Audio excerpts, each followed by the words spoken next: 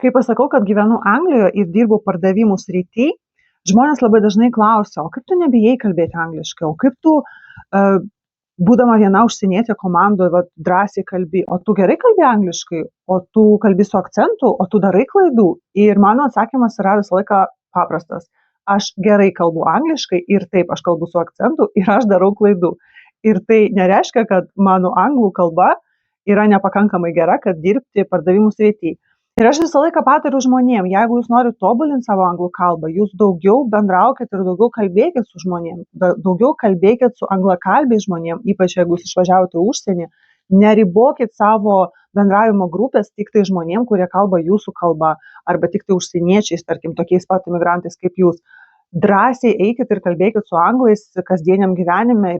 Man tai pasisekė, kad dažniausiai komandoje esu vos ne vienintelė užsienietė ir dėl to aš apsupta žmonių, kurie kalba angliškai ir dėl to kiekvieną dieną tobulėju ir mokinuosi. Bet tada žmonės užduoda man tokį klausimą, kur taip, aš norėčiau, bet aš bijau. Kaip man nebijoti kalbėti angliškai, kaip man nebijoti eiti ir bendrauti su žmonėm. Ir dėl to aš nusprendžiau padaryti šitą video, kad pasidalinti savo tokiais, čia net ne patarimai, o čia tokie pamastymai, kad kodėl iš viso jūs bijot kalbėti angliškai? Čia geras klausimas.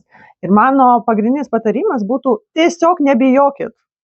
Tada, o jeigu rimtai, tai tikriausiai vienas iš pagrindinių patarimų būtų nesijaudinkit per daug dėl gramatikos.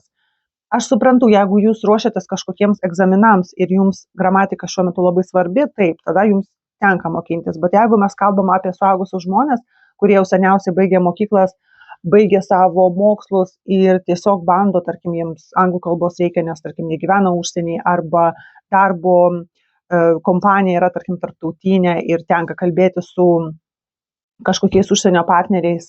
Reikia nesivarginti per daug dėl gramatikos, nes kiekvieną kartą, jeigu tu svarstai apie kiekvieną žodį ir galvoji, o aš čia teisingai pasakiau, o ar aš čia dabar teisingą laiką panaudosiu, o ar aš dabar teisingą galūnę pagal giminę pasakysiu, apie tai reikia kuo mažiau apsikrauti dėl to, kad netgi anglai daro klaidų, netgi anglai vartoja neteisingas galūnes veiksmažodžių, neteisingas formas ir kuo jūs daugiau kalbėsit, to jūs daugiau girdėsit kalbos ir to daugiau jūs perimsit, kaip teisinga sakyti, kaip dažniausiai žmonės sako ir jau bendraudami galėsit kartoti tai, ką sako žmonės ir tai, kaip sako žmonės, bet kaip sakau, per daug nereikia apsikrauti, ar teisingai šitas žodis tarėsi, ar teisingai čia laikas šitas panaudotas šiuo metu, nes Beckhamas interviu pasakęs, at that time we was pregnant, kai aišku, we turėtų būti were. Muzikinėse kūriniuose, ypač amerikietiškos dainos, tarkim, pilna yra TikTokų rilsų pasitaiko, kur žmonės parodo į kažkokius tai veiksmažodžius neteisingai pavartotus pagal giminę, tarkim, ir sako, kas čia, what this? Explain this, how about this? Jeigu jūs per daug dėl tokių smulkmenų apsikrausit, jūs ir bijosit toliau kalbėti ir jūsų kalba ir netobulės. Lygiai taip pat su, tarkim, tarmė, kaip teisingai žodžiai tariasi, ane, ir žmonės bando transkripcijoje rasti kažkokius tai mažus skirtumus ir pasakyti, ar taip šitas žodis tariasi, bet ne, čiagi turėtų būti garsas truputį ilgesnis. Visiems nusispjaut, flower and flower. Vienodai tariasi. Lygiai taip pat kaip ir waste and waste. Taip pat tariasi. Kaip ir night and night. Ane? Čia yra žodžiai, kurie rašosi skirtingai, turi skirtingą reikšmę, bet tariasi vienodai. Ir nereikia ieškoti ten kažkokių tai mini skirtumų, o tai kaip čia nesvarbu.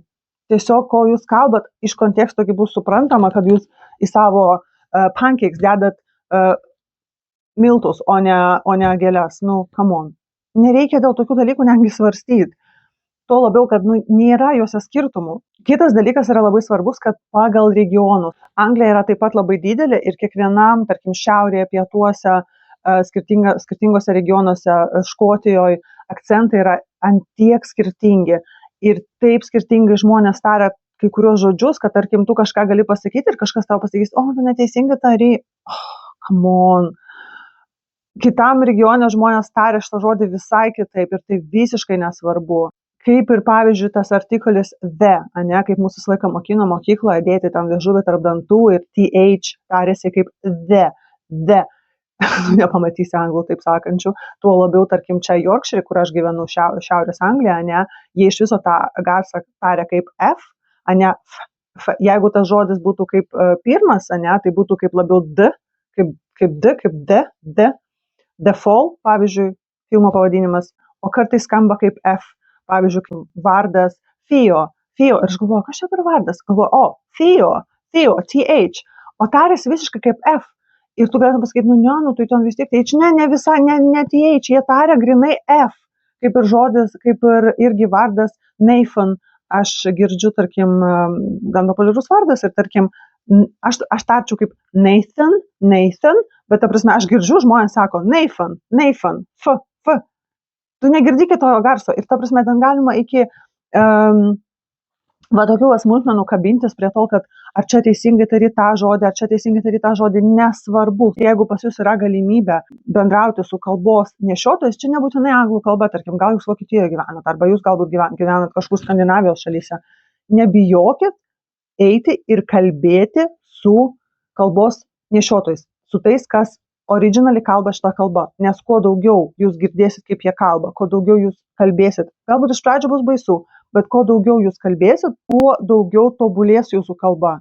Net jeigu mane pataiso, tai okei, čia mano ne pirma kalba ir net ne antra kalba. Ir kitas dalykas yra tas, kad niekas iš jūsų nesijuoks. Niekas.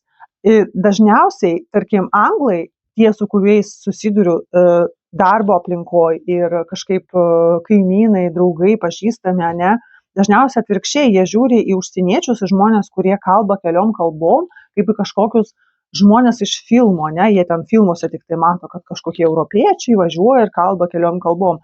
Dažniausiai anglai moka tik vieną kalbą ir net jeigu jie mokinosi mokyklose, dažniausiai jie mokinasi prancūzų arba ispanų, bet dažniausiai jie negali netgi per atostogas elementariai susikalbėti tom kalbom. Dažniausiai jie ten biškai pasimokina tų kalbų mokykloje ir jiems ir kaip toliau jų nereikia ir jie nekalba. Dėl to, kai jie sutinka kažkokį užsienietį, kuris sako, aš ten kalbu 3 kalbom, jiems čia yra kaip wow, impressive, ta prasme, jie tikrai nuoširdžiai žavisi tuo ir net jeigu tu kalbėdamas padarai kažkokių klaidų arba kažkokius žodžius neteisingai ištari, iš savo patirties galiu pasakyti, dažniausiai jūs teisys žmonės iš jūsų šalies. Tokie pat užsieniečiai ir emigrantai kaip jūs, išgirdę, kad jūs tarėt kažkokį žodžią neteisingai, jeigu jie žino kaip teisingai, jie būtinai nepraleis progos pataisyti jūs.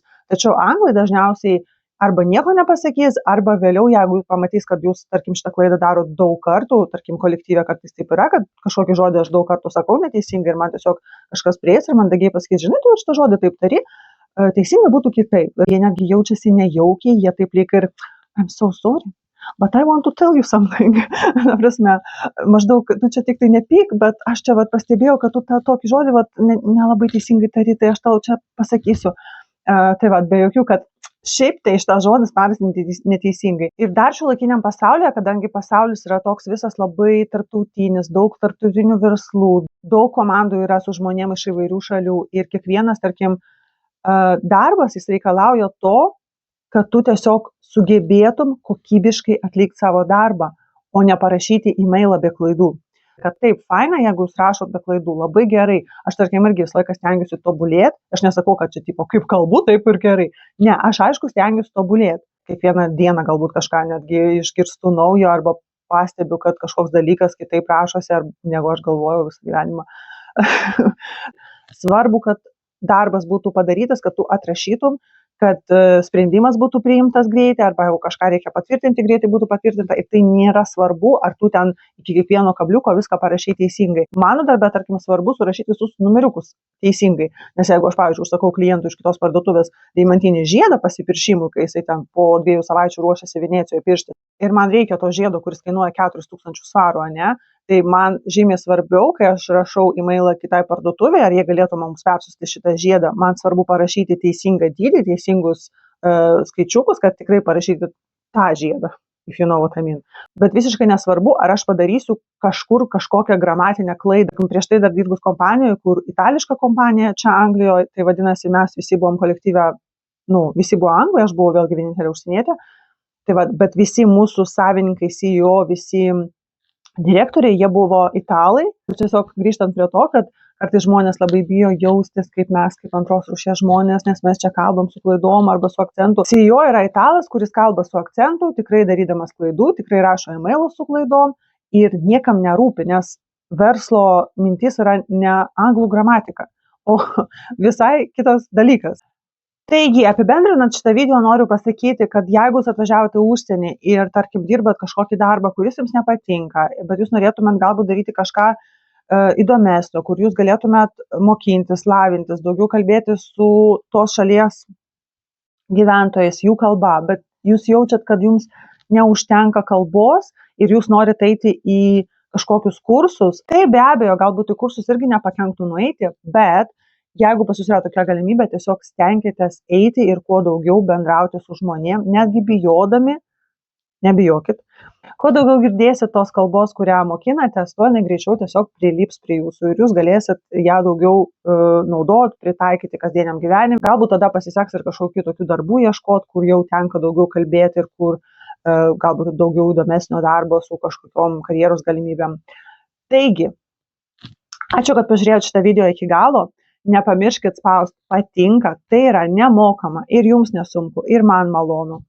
Taip pat galit pažiūrėti šituos video ir nepamirškit, kad a little bit of English geriau nei no English. Visiems bye!